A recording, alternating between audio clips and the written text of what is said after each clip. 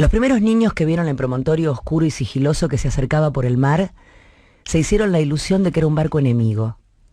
Después vieron que no llevaba banderas ni arboladura, y pensaron que fuera una ballena. Pero cuando quedó varado en la playa le quitaron los matorrales de sargazos, los filamentos de medusas y los restos de cardúmenes y naufragios que llevaba encima, y solo entonces descubrieron que era un ahogado.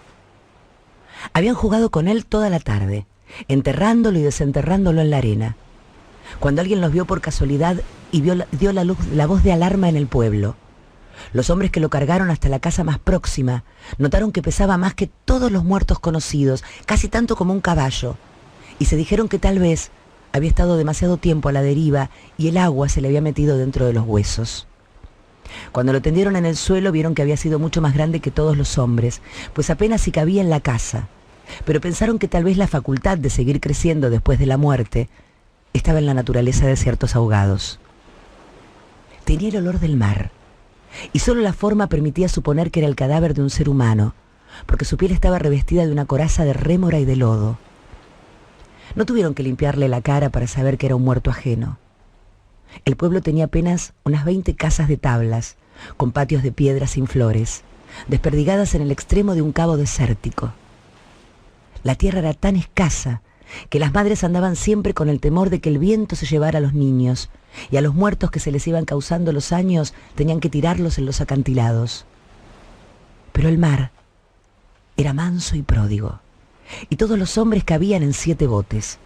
Así que cuando se encontraron el ahogado, les bastó con mirarse los unos a los otros para darse cuenta de que estaban completos.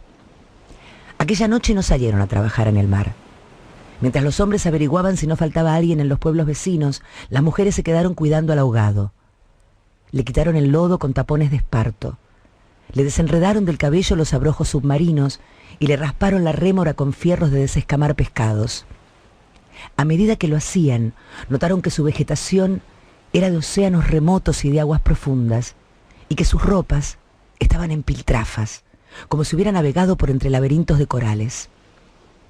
Notaron también que sobrellevaba la muerte con altivez, pues no tenía el semblante solitario de los otros ahogados del mar, ni tampoco la catadura sórdida y menesterosa de los ahogados fluviales.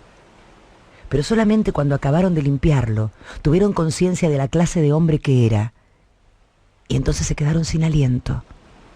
No solo era el más alto, el más fuerte, el más viril y el mejor armado que habían visto jamás, sino que todavía cuando lo estaban viendo, no les cabía en la imaginación. No encontraron en el pueblo una cama bastante grande para tenderlo, ni una mesa bastante sólida para velarlo. No le vinieron los pantalones de fiesta de los hombres más altos, ni las camisas dominicales de los más corpulentos, ni los zapatos del mejor plantado. Fascinadas por su desproporción y su hermosura, las mujeres decidieron entonces hacerle unos pantalones con un pedazo de vela cangreja y una camisa de bramante de novia para que pudiera continuar su muerte con dignidad. Mientras cosían sentadas en círculo, contemplando el cadáver entre puntada y puntada, les parecía que el viento no había sido nunca tan tenaz, ni el Caribe había estado nunca tan ansioso como aquella noche. Y suponían que esos cambios tenían algo que ver con el muerto.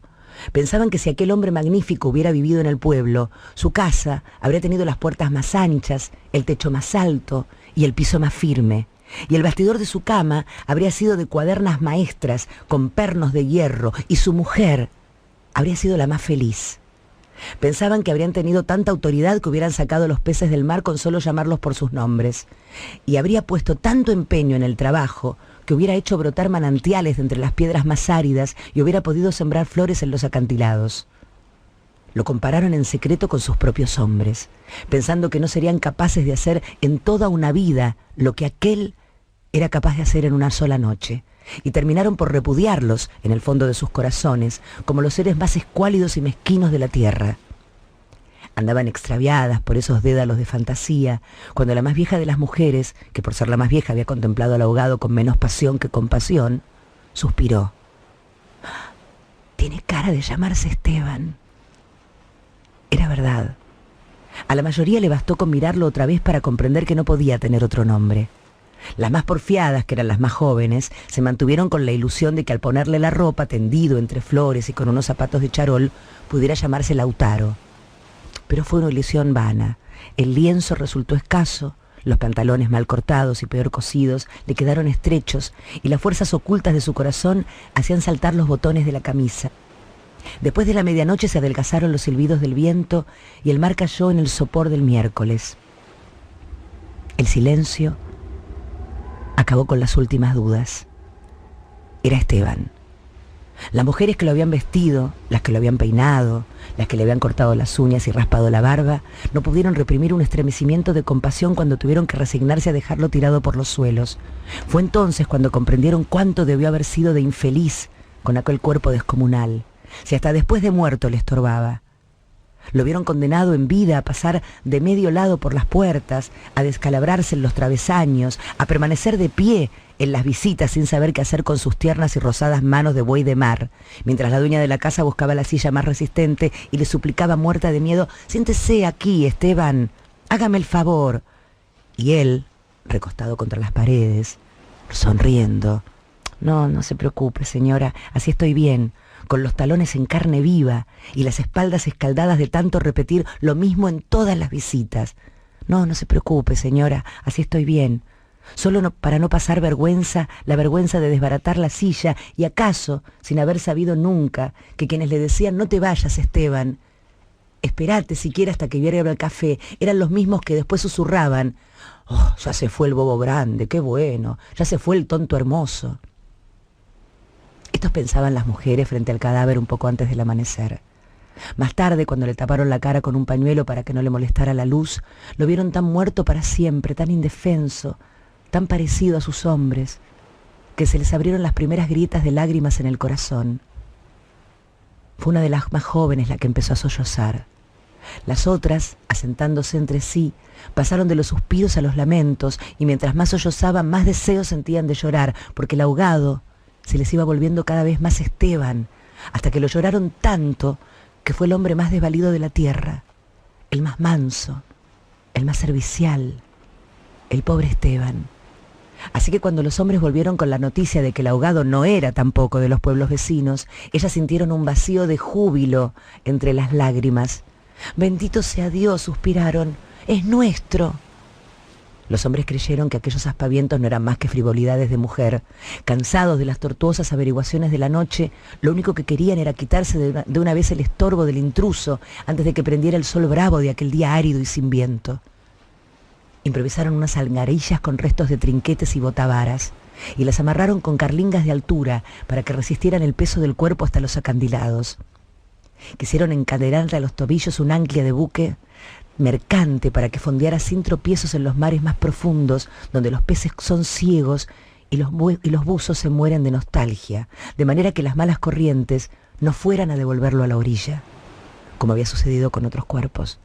Pero mientras más se apresuraban, más cosas se le ocurrían a las mujeres para perder el tiempo.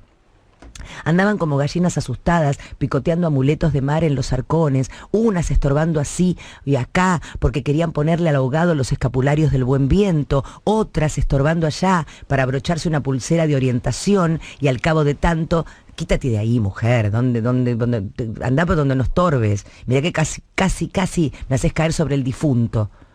A los hombres se les subieron al hígado las suspicacias y empezaron a rezongar con qué objeto tenía tanta ferretería de altar mayor para un forastero, si por muchos estoperoles y calderetas que llevara encima se lo iban a masticar los tiburones. Pero ellas seguían tripotando sus reliquias de pacotilla, llevando, trayendo, tropezando, mientras se les iba en suspiro lo que no se les iba en lágrimas. Así que los hombres terminaron por despotricar que de cuánto acá semejante alboroto por un muerto al garete, un ahogado de nadie, un fiambre de mierda. Una de las mujeres, mortificada por tanta insolencia, le quitó entonces al cadáver el pañuelo de la cara, y también los hombres se quedaron sin aliento. Era Esteban. No hubo que repetirlo para que lo reconocieran. Si les hubieran dicho Sir Walter Raleigh, quizás hasta ellos se habrían impresionado con su acento de gringo, con su guacamayo en el hombro, con su arcabuz de matar caníbales. Pero Esteban solamente podía ser uno en el mundo. Y allí estaba, tirado como un sábalo, sin botines, con unos pantalones de 7 mesino y esas uñas rocallosas que solo podían cortarse a cuchillo. Bastó con que le quitaran el pañuelo de la cara para darse cuenta de que estaba avergonzado, de que no tenía la culpa de ser tan grande, ni tan pesado, ni tan hermoso.